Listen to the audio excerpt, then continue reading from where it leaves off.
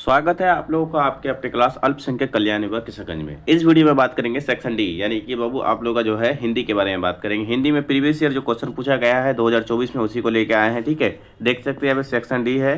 इससे पहले मैं और भी करा चुका हूँ, क्या बोलते हैं इसका, मैथ का, और उससे पहले आपका इसका कराया हूँ, क्या वो सोशल का कराया हूँ। ठीक है, चलिए इसके बाद जो है अगर आप लोग को इंग्लिश का चाहिए तो इंग्लिश का भी लेके आऊँगा। जो जो भी बैच नहीं खरीदे हैं खरीद ले, अभी जो है 45% ऑफ है। अभी 3-4 दिन और ऑफर है, शायद 3 दिन का ऑफर है बाबू, 3 दिन का ऑफर है ना। 3 दिन में आप लोग जो भी खरीदना चाहते हैं खरीद सकते हैं। 300 है, इससे पहले 200 था, 50% ऑफ था, अभी 45% ऑफ है। ठीक है, जो भी बैच का फ़ायदा लेना चाहते हैं ले सकते हैं। चलिए आगे बढ़ते हैं वीडियो में। निम्नलिखित में अल्प विराम चिन्ह है। निम्नलिखित में अल्प विराम चिन्ह कौन सा है? ये तो आपका पूर्ण विराम है, ये डैश है, ये क्वेश्चन मार्क है आपका, ये जो है आपका क्या अल्प विराम चिन्ह है। चलिए section option D is the correct answer. Next question की ओर चलते हैं। स्वर संधि, संधि के बारे में बताए थे। संधि का 4-5 क्वेश्चन होता है, देखते हैं। स्वर संधि के कितने भेद है? स्वर संधि के 7, 8, 6, 5। कितने भेद है आपका? 5 भेद है। देखिए स्वर संधि के कितने भेद है? स्वर संधि के 5 भेद है। चलिए आगे बढ़ते हैं वीडियो में। नाखून शब्द का कौन लिंग है? नाखून शब्द जो है आपका कौन लिंग में आता है? ये आपका स्त्रीलिंग, पुल्लिंग, उभयलिंग, इनमें से कोई नहीं। इनमें से कौन सा ऑप्शन होगा आपका? जैसे नाखून शब्द है, नाखून शब्द कौन सा लिंग में आता है ये आपको बताना है बाबू। नाखून शब्द जो है आपका पुल्लिंग में आता है। किस में आता है बाबू? पुल्लिंग में आता है। ठीक है, चलिए आगे बढ़ते हैं। प्रियतम शब्द का स्त्रीलिंग क्या होगा? प्रियतम शब्द का स्त्रीलिंग क्या होगा ये बताइए। प्रियतिमा, प्रियतमानी, या फिर आपका प्रियतमी, या इनमें से कोई नहीं। कौन सा होगा स्त्रीलिंग आपका? ये आपका जो होगा प्रियतम का प्रियतिमा होगा। ठीक है, जैसे महोदय, महोदय का क्या होगा स्त्रीलिंग? महोदया। महोदय का स्त्रीलिंग क्या होगा? महोदया। ठीक है, जैसे आपको होता है हिंदी में प्रधानाचार्य, प्रिंसिपल जिसको बोलते हैं, और अगर उसको वही स्त्रीलिंग है तो क्या बोलते हैं हम लोग? प्रधानाचार्य। ठीक है, चलिए आगे बढ़ते हैं।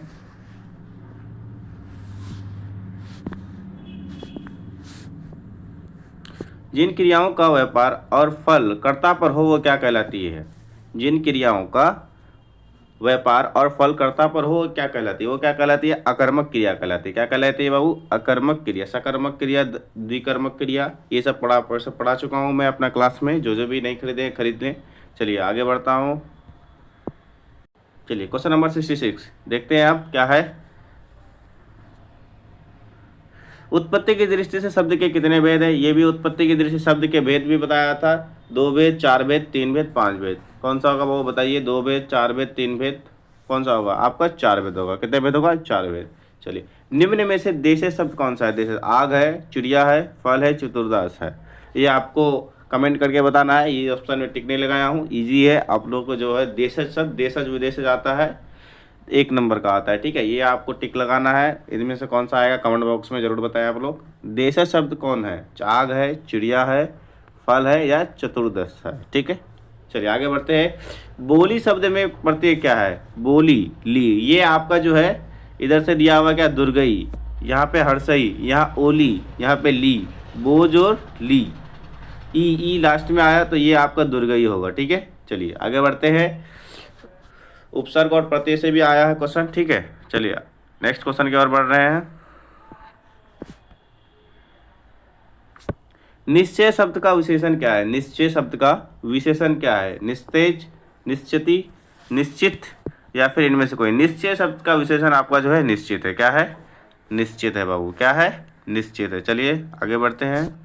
चांद पर थूकना मुहावरे का अर्थ क्या है? चांद पर थूकना मुहावरे का अर्थ क्या है? ये आपको बताना है। इसका मीनिंग मैं बता देता हूँ। चांद पर थूकना मतलब कि आप जो है कड़ी निंदा करना, या खूब याद करना, या सह जाना, या व्यर्थ निंदा।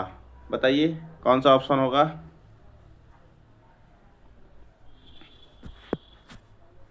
चलिए इसको भी कमेंट बॉक्स में फेंकिए, कमेंट बॉक्स में फेंकिए फटाफट आप लोग भी। ठीक है, सुलभ शब्द का विलोम क्या होगा?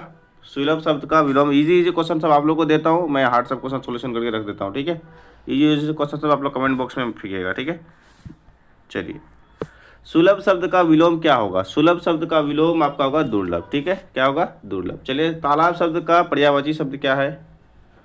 तालाब शब्द का पर्यायवाची शब्द तराग है। तराग है, यहाँ पे है नहीं ऑप्शन में, मैं आपको दिखा देता हूँ। तराग,